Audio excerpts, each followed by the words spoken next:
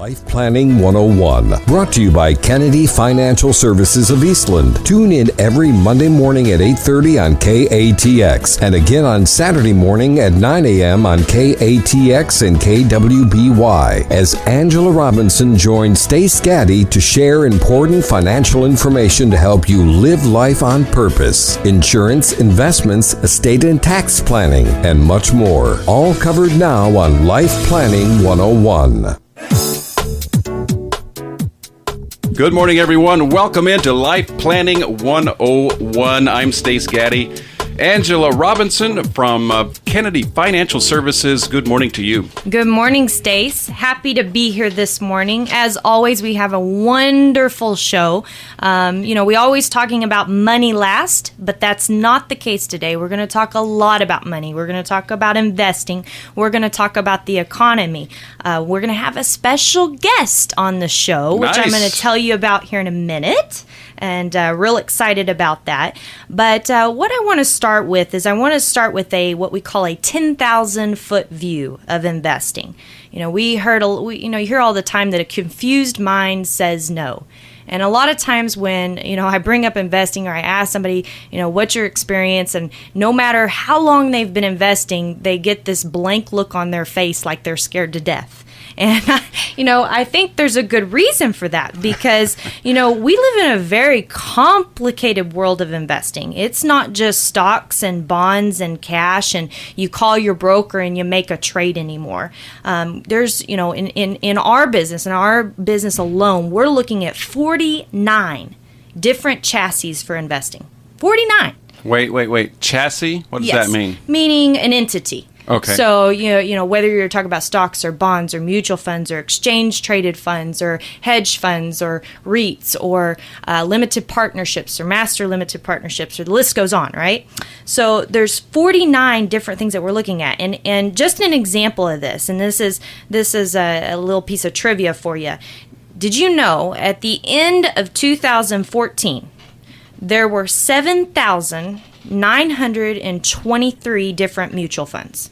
Good grief. Isn't that crazy? 7,923 mutual funds. And that's just one of those 49 chassis that we look at. Man. So, all I can say is that, that is mind-boggling. And it brings me up of who I'm going to tell you our guest speaker is today, because this person is who spends 99.9% of their time researching and doing the due diligence on several different money managers, companies themselves, different types of chassis, because our industry is growing, and what those mean tax-wise, what those mean investment-wise, what those mean as far as whether they fit inside your unique individual plan.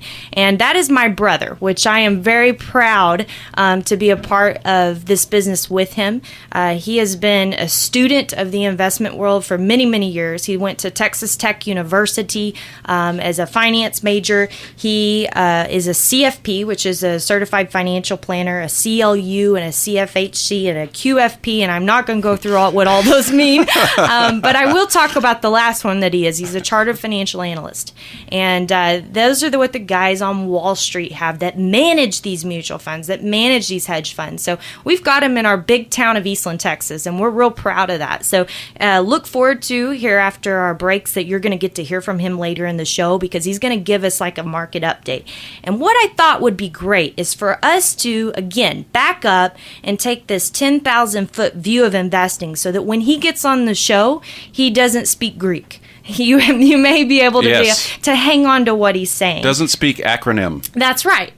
So, and what I want to do is, first of all, I want to talk about the basics of investing, because no matter how complicated that it's gotten over time and how many mutual funds or how many different chassis there are for investing, it boils down to investments being one of two things. You either have ownership or loanership, and that's it.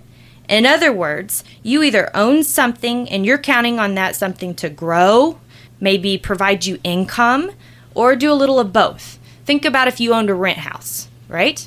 You own a rent house, you expect for over time that it's going to be worth more than it is today, and you're counting on the income in the meantime. So that's ownership, okay? The second type of investing is loanership. So that means you loan something to someone, maybe, and you think about the most common thing we're associated with in our world today of loanership is when we take a loan from the bank, whether it be to finance our vehicle or to finance our house. Well, when we finance those things, the bank is the loaner. They are actually the investor in what we're providing.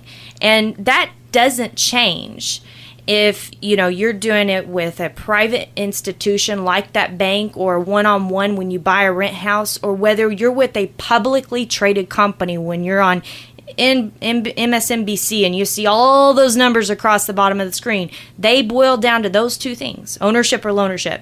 When we come back, we're going to talk about exactly what that means, and we're going to break down just some risk in the market and talk about a story that I think you will find very interesting that will help you really get a grasp on the market itself. Angela Robinson from Kennedy Financial Services, thank you so very much. Folks, you're listening to Life Planning 101 right here on KATX and KWBY. We'll be right back after a short break.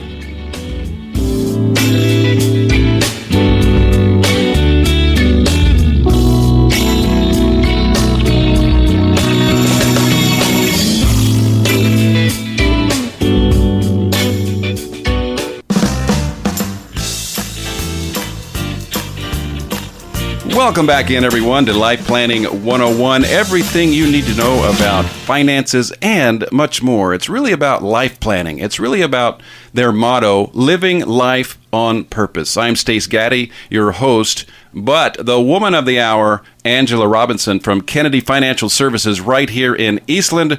Good morning again, ma'am. Good morning, Stace, again. And we are having a very interesting topic today because most of the time, like Stace mentioned, we do talk about more planning issues, more things that are involved in your overall picture. But, even though money isn't everything in life, and it shouldn't be everything in life, our life shouldn't be focused on it at all, it's almost like it's oxygen in this world. We at least have to have it to breathe, and so I do think being a prudent investor, being a prudent servant of being able to plan and know what money is about is very important. So today we are taking that look. Yeah, and I do want to, excuse me for interrupting, but it's a huge point here because on the first day that we met, you mentioned that money is kind of the last thing that you talk about when folks come in to do some planning, and that's a very interesting approach, but today you're actually talking about the financial part of it. That's right, because it can't not be talked about. It's very important, especially for retirees and for business owners who've sold a business and thinking about how they're going to work the rest of their life or not work the rest of their life and be able to have their money work for them, all those years that they spent acquiring and building and working on that. Today's episode, folks, is called the 10,000-Foot View of Investing. And where we left off, Angela, was with ownership or loanership. That's exactly right. And so what we're going to do is we're actually going to talk about risk next, because if you have the basics that you either own something or you loan something, and it doesn't matter what type of investment is, the next thing that's really important is talking about risk. And I want to start with zero risk, because a lot of people think when they take zero risk, that's safe, right? Well, zero risk means zero return. And really, zero return is a best case scenario. If you remember a couple weeks ago, we talked about inflation and how that was a thief of your money. And what we're really seeing analysts tell us today is it's running at about 4%. So that means if you have $1,000 in the bank today, a year from now, that $1,000 is only worth $960. So, taking no risk, you're actually losing money. And we call this going broke safely. So, for your potentially save your bacon tip of the week this week, it's to not go broke safely.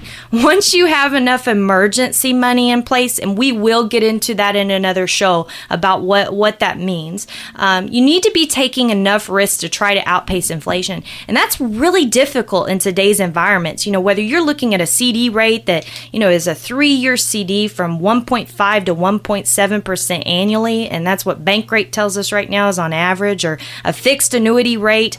I know New Era's right now is about 2.45%. those are nothing compared to inflation. You're losing money by those safe instruments, and considering those being your go-to. So, I think it's really important for us to talk about risk, because risk is something that people don't often understand. And I want to share a story with you, because I think this will and this should lead us into the next break. And after we get done with the break, we're going to have that special guest, and then we're going to sum up how to assess the risk in this story. But I'm going to tell you a story about Bob. Bob woke up this morning and he went to the kitchen and he turned on his GE light. He started his Folgers coffee with his Black & Decker coffee maker. While his coffee was brewing, he poured himself a bowl of Kellogg's cereal. He then commenced to the bathroom to get ready for work. He did all the normal things we all do, washed his hair with Suave shampoo, brushed his teeth with Colgate toothpaste and a Crest toothbrush, and put on his Fruit of the Loom undies. Well, I had to do that for my son. Once Bob was ready, he piled into his Ford truck and drove to the nearest Exxon station to fill up with gas.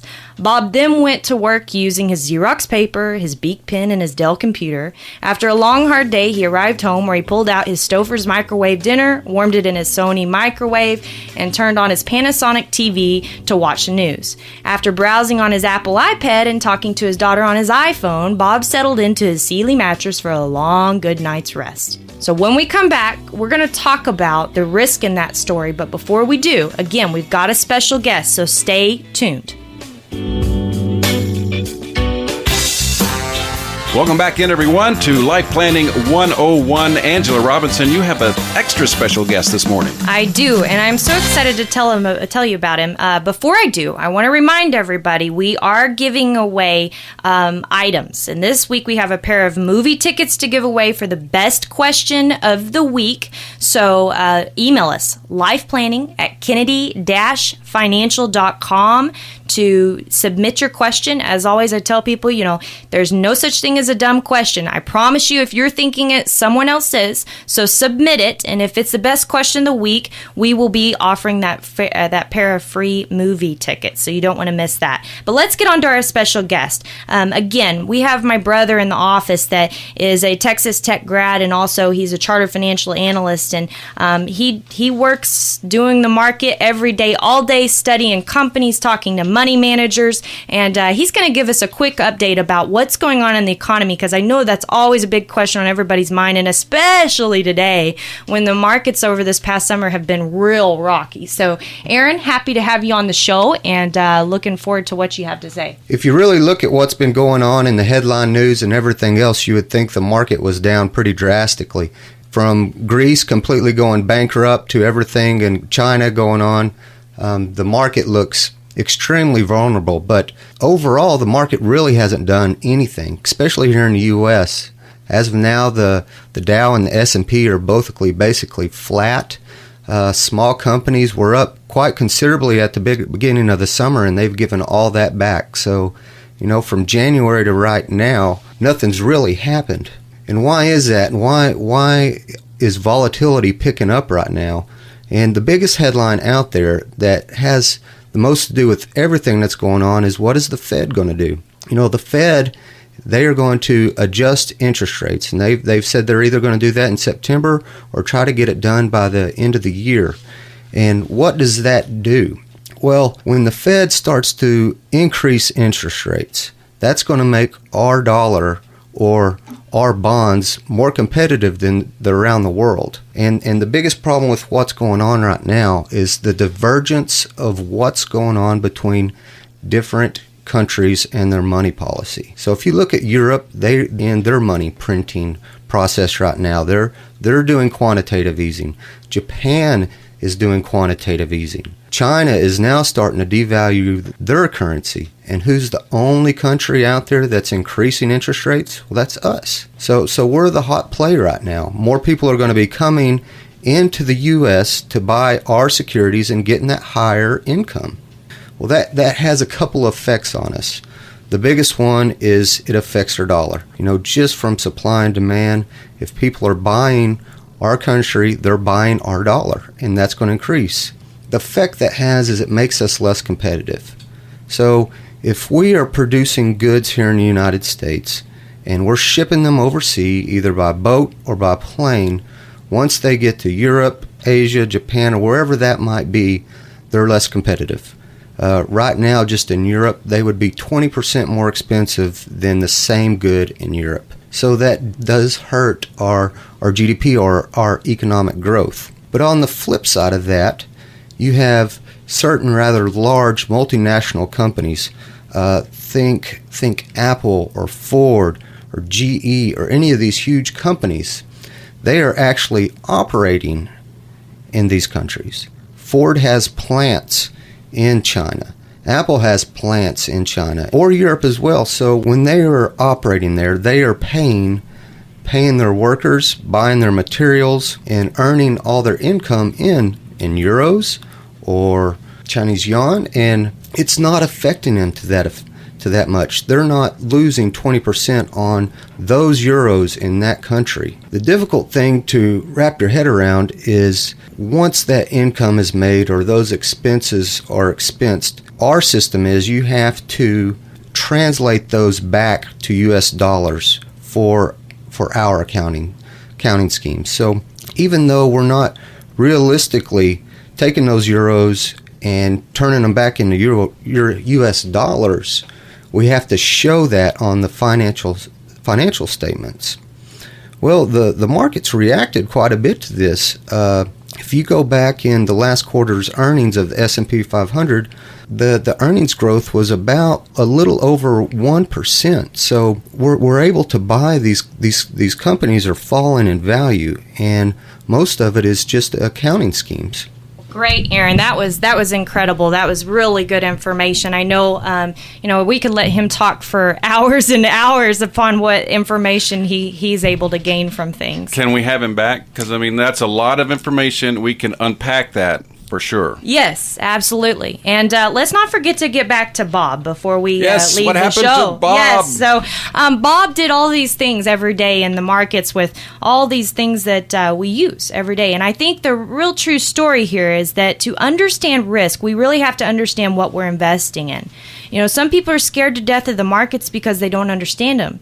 But the funny thing is that most of the markets are made up with things that we use every single day. And I don't know about you, but I'm not going to stop brushing my teeth in the future. So may do it in a different way, but I'm not going to stop brushing my teeth. I hope not. Yeah. So I want to give you a quote about confusion, and it's from the writer Tom Peters. He says, "If you're not confused, you're not paying attention." And my challenge for you this week is to not say no simply because you're confused. In other words, don't go broke safely. Instead, gain enough understanding to help yourself out and to be able to learn to take a little bit of risk to try to beat inflation. That's the most important thing.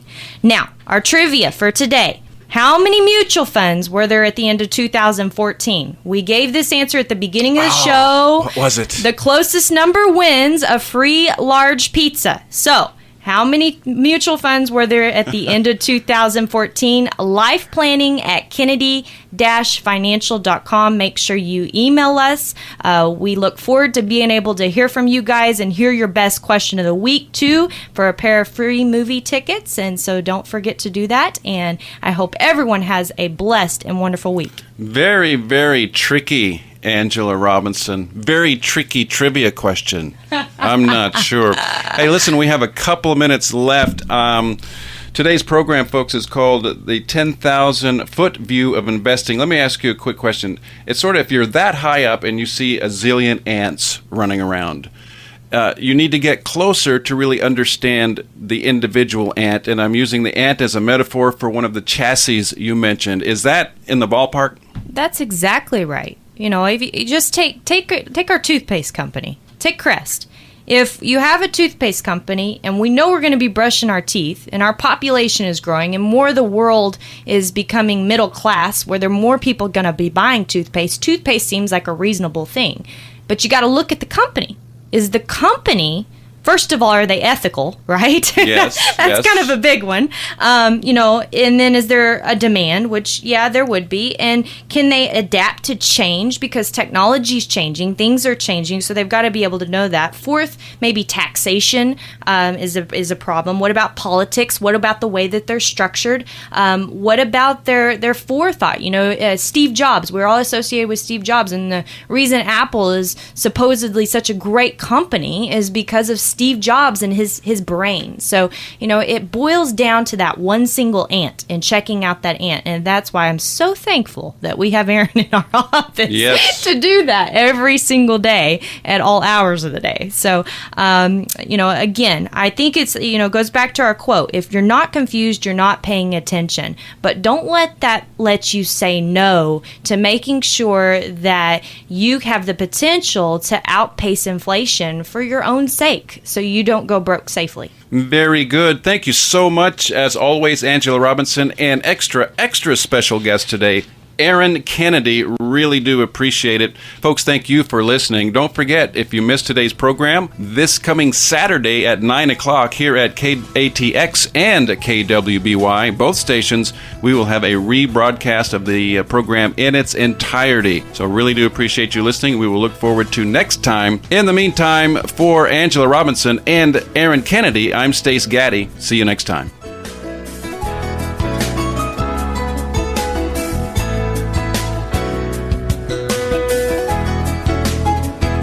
Thank you for joining us for Life Planning 101, brought to you by Kennedy Financial Services of Eastland. Tune in every Monday morning at 8:30 on KATX and again on Saturday morning at 9 o'clock on KATX and KWBY for more Life Planning 101. Securities and investment advisory services offered through VSR Financial Services Incorporated, a registered investment advisor and member of FINRA SIPC. Kennedy Financial Services is not owned or controlled by VSR Financial Services Incorporated.